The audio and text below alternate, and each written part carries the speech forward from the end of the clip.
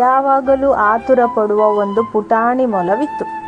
ಒಂದು ಸಂಜೆ ಕಾಡಿನಲ್ಲಿ ಹೊಸ ಜಾಗವೊಂದರಲ್ಲಿ ಸುತ್ತಾಡುವಾಗ ಅದಕ್ಕೆ ಒಂದು ಆಶ್ಚರ್ಯಕರವಾದ ವಸ್ತು ಕಾಣಿಸಿತು. ಅದು ನೀಲಿ ಮತ್ತು ನೇರಳೆ ಬೆಳಕಿನಲ್ಲಿ ವಿಚಿತ್ರವಾಗಿ ಹೊಳೆಯುತ್ತಿದ್ದ ಒಂದು ಅಣಬೆಯಾಗಿತ್ತು. ಮೊಲವು ಎರಡನೇ ಸಲ ಯೋಚಿಸಲೇ ಇಲ್ಲ. ಆಸೆಯಿಂದ ಕಣ್ಣು ಅರಳಿಸಿ ಅದನ್ನು ಹಿಡಿಯಲು ಕೈ ಚಾಚಿತು.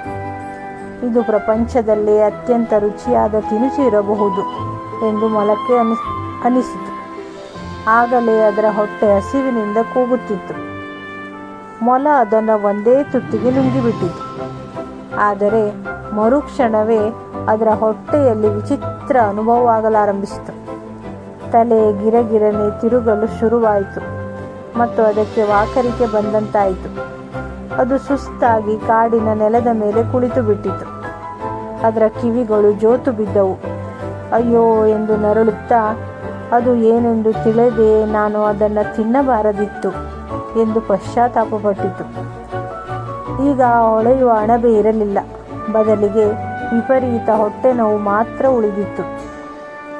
ಆಗ ಅಲ್ಲಿಗೆ ಬಂದ ಬುದ್ಧಿವಂತ ಆಮೆ ನಿಧಾನವಾಗಿ ಮೊಲವನ್ನು ನೋಡಿತು. ಅದಕ್ಕೆ ತಕ್ಷಣ ಅರ್ಥವಾಯಿತು. ಪುಟ್ಟ ಮೊಲವೇ ಎಂದು ಮೃದುವಾಗಿ ಹೇಳಿತು, ಅದು ಡಿಜ್ಜಿಶ್ರೂಮ್, ಅದನ್ನು ತಿನ್ನಬಾರದು.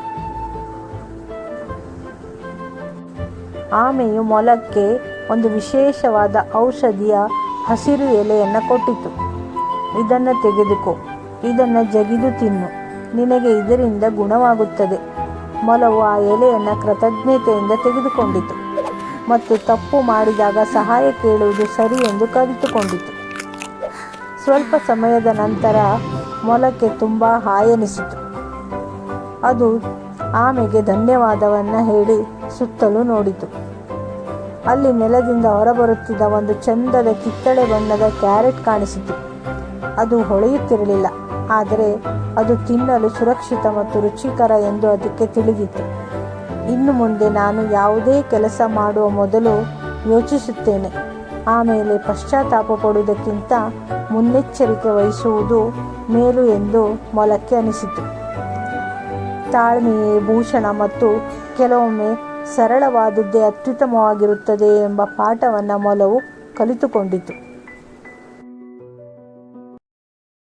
Please like, share and subscribe to Niyati Kids channel for more videos.